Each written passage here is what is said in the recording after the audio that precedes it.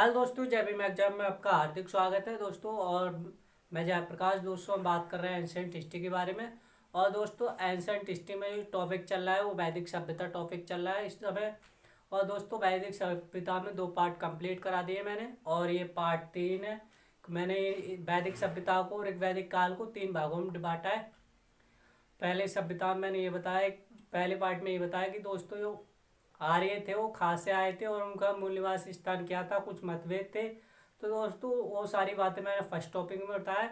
और दोस्तों दूसरा टॉपिक है, उसमें दोस्तों मैंने राजनीतिक जनजीवन के बारे में बात की है। मैंने दोस्तों जो विदत है, गढ़ है, राजा कैसे बनता था, क्या होता था राजा, या रत्निन क्या थे दोस्तों, उसके मैं उस पार्ट 2 में दोस्तों मैंने उसमें राजनीतिक सभ्यता के बारे में बताया। और दोस्तों ये पार्ट 3 है, इसमें दोस्तों मैंने सामाजिक जीवन के बारे में बताऊंगा आपके लिए, और आर्थिक जीवन के बारे में बताऊंगा।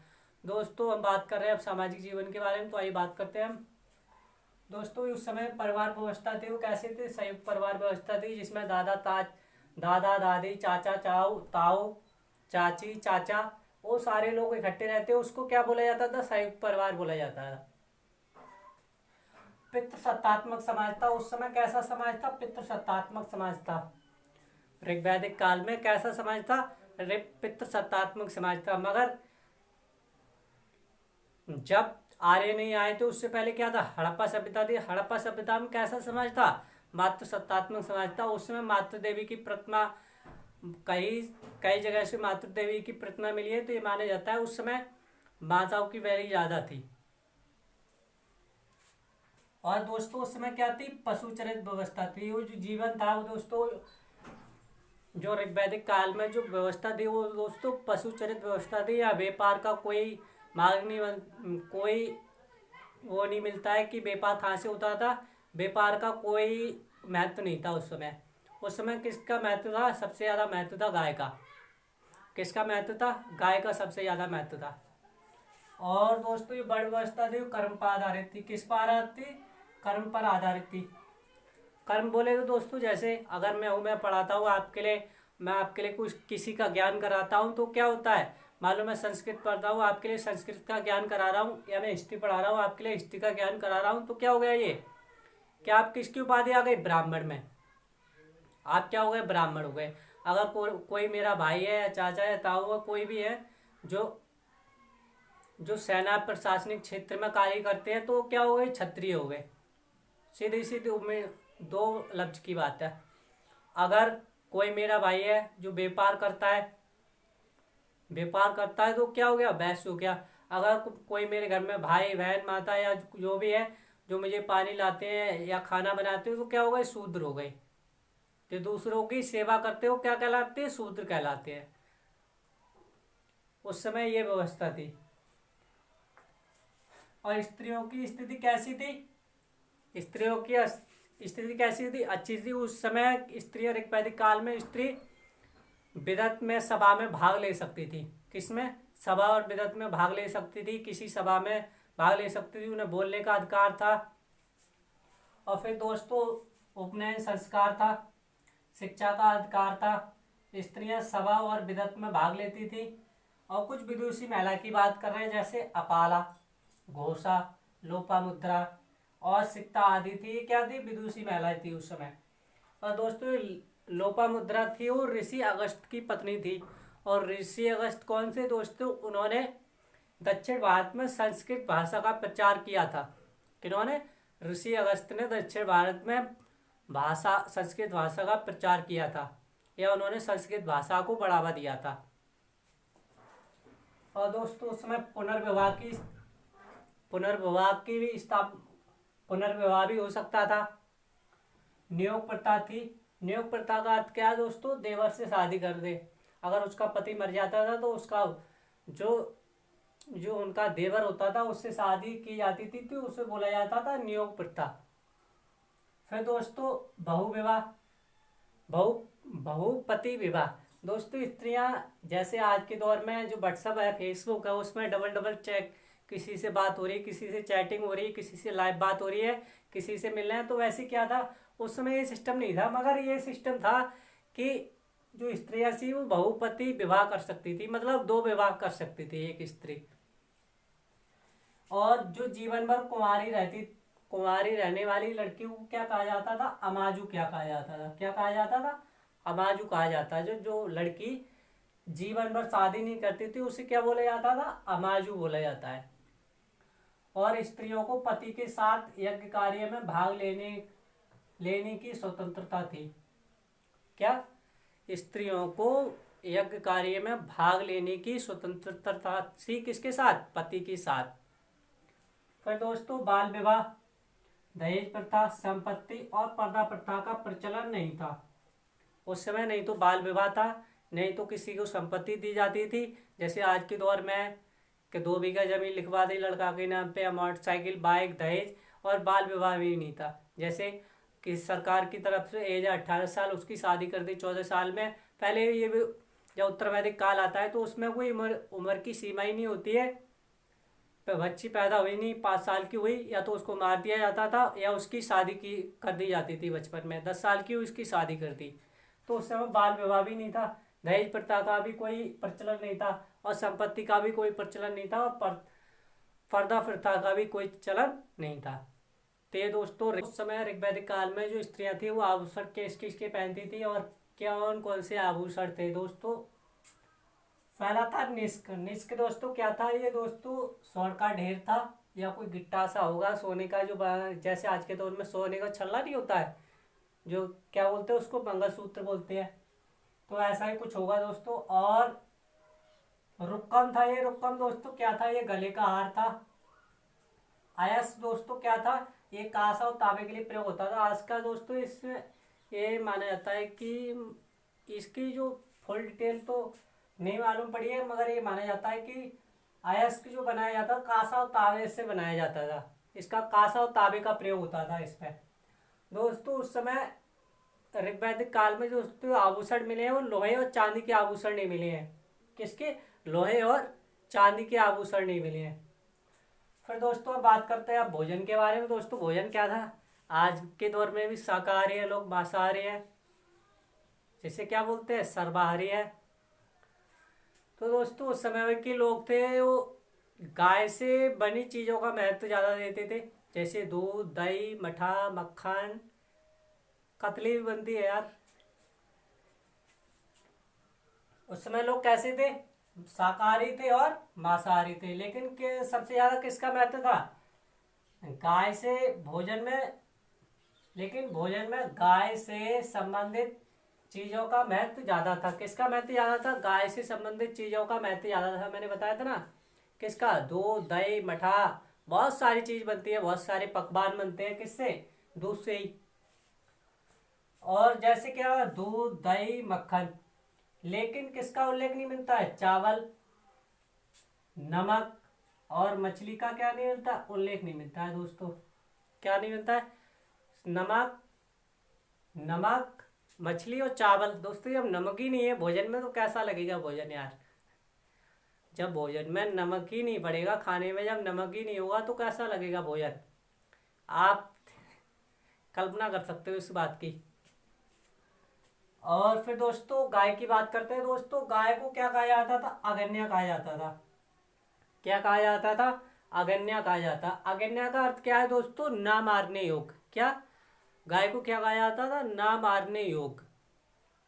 इसे क्या बोला जाता था? अगन्या बोला जाता था।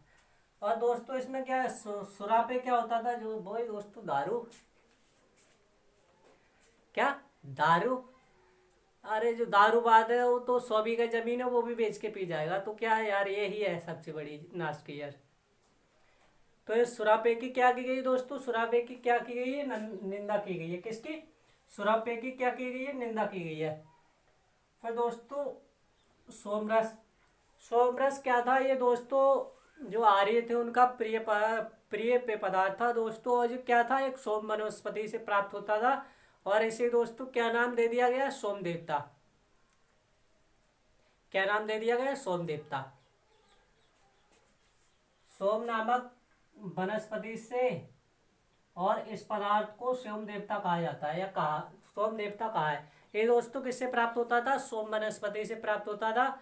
और इसे जो आर्य थे उन्होंने क्या नाम दे दिया? इसे सोम देवता नाम दे दिया। क्या नाम दे दिया?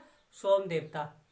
अगर पेपर में पूछे और मैं इसके सारे क्वेश्चन भी कराऊंगा आपके लिए, ये जब चैप्टर समाप्त हो जाएगा तो इसके ऋग वैदिक काल के और उत्तर वैदिक काल का चैप्टर समाप्त हो जाएगा तो मैं सारे क्वेश्चन करा दूंगा एक ही बार पे। था दोस्तों आर्यों का मनोरंजन क्या क्या था। तो दोस्तों आइए बात करते हैं दोस्तों मनोरंजन क्या था। दोस्तों क्या करते थे, रथ दौड़ था, घुड़दौड़ थी, मतलब घोड़ों की रेस थी, संगीत था, पासा था और नृत्य था। ये क्या थे, सारे मनोरंजन के क्या मनोरंजन के साधन थे इनके। और आइए हम दोस्तों बात कर रहे हैं अब सप्त सिंधु प्रदेश की, जिसे सप्त सिंधु प्रदेश कहा जाता है या 7 नदियों का क्षेत्र कहा जाता है। क्या कहा जाता है, 7 नदियों का क्षेत्र कहा जाता है। यहीं पर आर्य आके बसे थे सबसे पहले। तो आइए हम दोस्तों बात कर रहे हैं और आर्यों के द्वारा उनको उनके नामकरण किसके क्या क्या नाम दिए गए नदियों के। तो दोस्तों सिंधु नदी थी, उसे क्या कहा दोस्तों, आर्यों ने सिंधु कहा। झेलम दोस्तों इसे क्या कहा, विदिशा कहा। चिनाब को क्या कहा, अस्कनी कहा। रावी को क्या कहा, परसणी कहा। और दोस्तों जो रावी नदी के किनारे क्या हुआ होता, रावी नदी के किनारे ही दुनिया का पहला युद्ध हुआ था, जिसे 10 राग युद्ध कहा जाता है या जिसे 10 राजाओं का युद्ध कहा जाता है। और व्यास दोस्तों इसे क्या कहा, विपाशा दोस्तों, विपाशा बसु दोस्तों मैं तो मालूम पड़ता है ये सुश्री कोरोना पॉजिटिव थी पहले से ही। जब भी उसकी मूवी देखते हो ना कैसे हाँपती थी बुरी तरीका के, मुझे लगता है सबसे पहले कोरोना उसी को ही हुआ था, सबसे पहले कोरोना उसी को हुआ था। मगर सरकार ने सुश्री गौर ही नहीं दी थी इस मामले में, क्योंकि वो एक्टर थी। कोई सी फिल्म देखना कितनी बुरी तरीका से वो काटती थी ऐसे करके, मुझे तो लगता है वही थी सबसे पहले ही। उसके बाद में पूरे भारत में कर दिया इसने। फिर दोस्तों क्या था, सतलज, इसे क्या का नाम दिया दोस्तों, सतोद्री नाम दिया गया।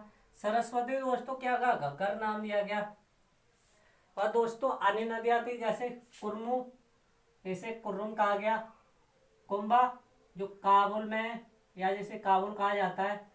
और सुदानी ये दोस्तों गंडक। और गोमल को क्या कहा जाता है, गोमती कहा जाता है। ये तो दोस्तों 7 नदियों वाला क्षेत्र था, ये थी 7 नदियां ये थी और 4 नदियां ये थी। तो पहला युद्ध जो आर्यों के द्वारा लड़ा गया दोस्तों, जिसे क्या कहा जाता है, दसराग युद्ध कहा जाता है। और इसका वर्णन किसमें, ऋग्वेद के 7वें मंडल में इसका वर्णन किया गया है। तो दोस्तों आइए बात करते हैं दोस्तों पंचजन थे क्या थे, अनु, यदु, पुरु, दयु, तुपस, ये क्या थे, प्रसिद्ध पंचजन थे। और जो भारतवंशी राजा सुदास थे, उन जो राजा सुदास थे उन्होंने, और जो उनके पंचजन थे और उनके पुरोहित थे, उन्होंने ये सोचा था कि हमारा राजा सुदास ने क्या किया है, राजा सुदास ने क्या किया, हमारा अपमान किया है। तो विश्वामित्र और पंचजन और अन्य कबीलों के द्वारा क्या लड़ा गया था, दसराज युद्ध लड़ा गया था। कहाँ पर लड़ा गया था, रावी नदी के तट पर। और इसमें क्या हुआ था, राजा राजा सुदास की क्या हुई थी, विजय हुई थी। और इसे क्या बोला जाता है, दसराग युद्ध बोला जाता है। और इसका वर्णन किसमें, ऋग्वेद के 7वें मंडल में, वही मैंने लिखा है इसमें। दोस्तों भारतवंशी राजा सुदास के द्वारा पुरोहितों का अपमान किया गया, या जो पुरोहित थे उन्होंने सोचा कि हमारा क्या किया गया है, अपमान किया गया है। राजा सुदास के द्वारा अपमानित महसूस करके विश्वामित्र और पंचजन और अन्य कबीले क्या टोटल हो गए, 10 राजा हो गए थे। क्या हो गए थे, टोटल मिला के क्या हो गए थे, 10 राजा हो गए थे। और क्या लड़ा गया था, फिर युद्ध लड़ा गया था। एक तरफ ये रावी नदी है जिसे परुष्णी कहा जाता है, इधर पंचजन थे, अन्य कबीले थे क्या थे, इधर 10 राजा थे और इधर राजा क्या थे, खाली सुदास थे। और क्या हुआ, खूब भीषण युद्ध हुआ। पता ज्यादा भीषण भी युद्ध नहीं हुआ था, यह युद्ध हुआ था। और फिर क्या हुए थे, राजा सुदास की क्या हुई थी, विजय हुई थी। परंतु क्या हुई थी, राजा सुदास की क्या हुई थी, विजय हुई थी। और दसराज युद्ध का वर्णन कहाँ पर है, ऋग्वेद के 7वें मंडल। यज्ञ के बारे में दोस्तों, यज्ञ कितने प्रकार के होते थे, 3 प्रकार के यज्ञ थे। बहुत से यज्ञ है, जैसे पितृ यज्ञ है, बहुत सारे यज्ञ, वृक्ष यज्ञ, मतलब सबसे महत्वपूर्ण क्या थे ये उस समय जो यज्ञ होते थे, क्या होते थे, अश्वमेध यज्ञ। अश्वमेध यज्ञ का मतलब क्या होता है दोस्तों, जब जो राजा था वो क्या होता था, हवन किया और घोड़े पर छाप मार के या कुछ चिन्ह लगाकर उसको छोड़ दिया जाता था। और जो पीछे पीछे उसकी जो राजा की क्या थी, सेना घूमती थी पीछे पीछे कि घोड़ा किस क्षेत्र में जा रहा है। अगर वो कबीला या क्षेत्र से पार हो जाता था तो उससे क्या होता था, युद्ध होता था। जैसे आपने रामायण में देखा है, रामायण में आपने देखा है। क्या होना चाहिए इसकी जगह, क्या होना चाहिए इसका, एक ही वो है इलाज कि दो चार घोड़ी हो और अपने क्षेत्र में, क्षेत्र से बाहर बांध रखी हो। यही है, जिधर आएगा उधर ही चला जाएगा वो। फिर दोस्तों वाजपेयी यज्ञ क्या होता है, वाजपेयी यज्ञ क्या होता है दोस्तों, जब राजा यज्ञ करके क्या करता था, अपनी शक्तियों का प्रदर्शन करता था, तो वो क्या कहलाता है, राजपेय यज्ञ कहलाता है। क्या कहलाता है, वाजपेयी यज्ञ कहलाता है। फिर दोस्तों तीसरा है राजश्रेय यज्ञ। राजश्रेय यज्ञ क्या होता है ये दोस्तों, राजा शपथ के समय क्या होता है, राजश्रेय यज्ञ होता है। जब राजा शपथ लेता था तो उस समय क्या होता था, राजश्रेय यज्ञ होता था। किसमें, ऋग्वैदिक काल में। उत्तर वैदिक काल में तो जो राजा था वो कैसा हो जाएगा, पीढ़ी दर पीढ़ी हो जाएगा। पापा था, बेटा था, बेटे का बेटा होगा, वो क्या होता है, पीढ़ी दर पीढ़ी हो जाते हैं। फिर दोस्तों अब आइए दोस्तों बात करते हैं हम आर्थिक जीवन के बारे में। किसकी बात करते हैं, आर्थिक जीवन के बारे में। दोस्तों आर्थिक जीवन में दोस्तों ये पशुपालन था, वो क्या था, मुख्य आधार क्या था, पशुपालन था। क्या लोग पालते थे उस समय, गाय ज्यादा पालते थे। और व्यापार का कोई साक्ष्य नहीं था, विदेशी व्यापार कहीं होता नहीं था। और उद्योग धंधे भी नहीं थे। वहां सबसे ज्यादा क्या होता था, पशुपालन सबसे ज्यादा होता था। और पशुपालन में क्या था, सबसे ज्यादा गाय थी। और दोस्तों जो गाय चराने वाले को क्या कहा जाता था, पड़ी कहा जाता था। क्या कहा जाता था, पड़ी कहा जाता था। आपने बहुत सारे आपने पशु चराए होंगे ना तो क्या होता था, पशु चराने वाले को क्या कहा जाता था, पड़ी कहा जाता था। जैसे बैल चराता है, जो पहले क्या होता था, बैल चराते थे उसे क्या बोला जाता है, बद्दिया। तो जब गाय चराते थे उस समय क्या बोलते थे, जो ब्राह्मण थे वो क्या बोलते थे, पड़ी बोलते थे। गाय का दोस्तों उस समय सर्वाधिक महत्व था। और इसका वर्णन ऋग्वेद में 176 बार ऋग्वेद में वर्णन हुआ है। किसका, गाय का 176 बार वर्णन हुआ है। उस समय दोस्तों संपत्ति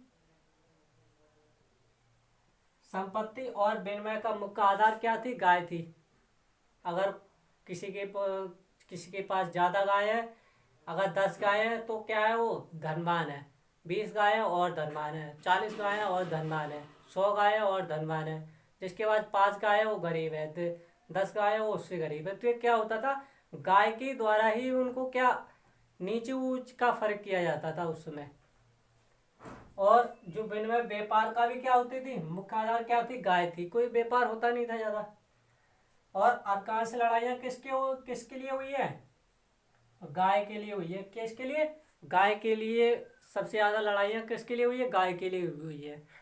और जो राजा था वो किसके लिए चुना जाता था, वो राजा था वो गाय ढूंढने के लिए चुना जाता था। अगर राजा गाय ढूंढ के नहीं लाता था, जो वहाँ की सरपंच सभा थी उस पर क्या करती थी, दंड लगाती थी या चार्ज लगाती थी। और वो क्या करना, राजा को देना पड़ता था। अगर राजा के पास गाय है, अगर वो ढूंढ के नहीं ला पाता था तो राजा को अपनी गाय देनी पड़ती थी। और जो गाय खोजने वाले को क्या कहा जाता है दोस्तों, गविष्ठी कहा जाता है। क्या कहा जाता है, गाय खोजने वाले को क्या कहा जाता है, गविष्ठी कहा जाता है। फिर आइए दोस्तों बात करते हैं कृषि के बारे में, बराबर थी। और इसका ऋग्वेद में कितनी बार है, 24 बार उल्लेख है मात्र। दोस्तों हल्के रूप में लकड़ी की फाल का प्रयोग किया जाता था। लकड़ी की फाल ऐसे तिरछी करके, ये ऐसे करके खेत जोतते थे। ऐसे करके, ये लकड़ी है, इसको पैनी नुकनी बनाया ऐसे करके, और ऐसे करके जोतते थे। और सबसे महत्वपूर्ण अनाज क्या था, जौ था। इसका प्रयोग किस में होता था, धार्मिक कार्यों में होता था। सबसे पहले मानव ने क्या उगाया, जौ, और खाया क्या, गेहूं।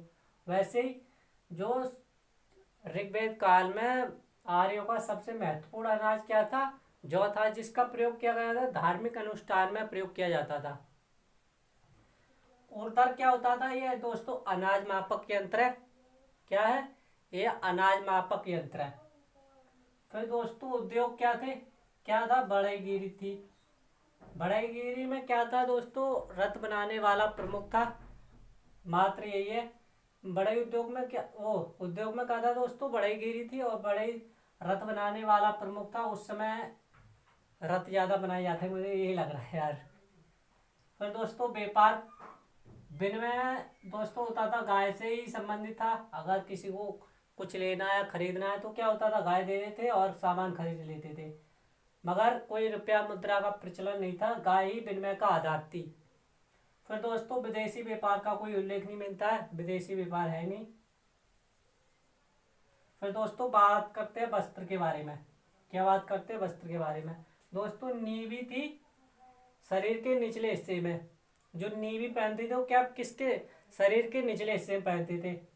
फिर दोस्तों बांस, बांस क्या थे? ये दोस्तों मध्य भाग में पहनते थे, यहाँ पर बीच में।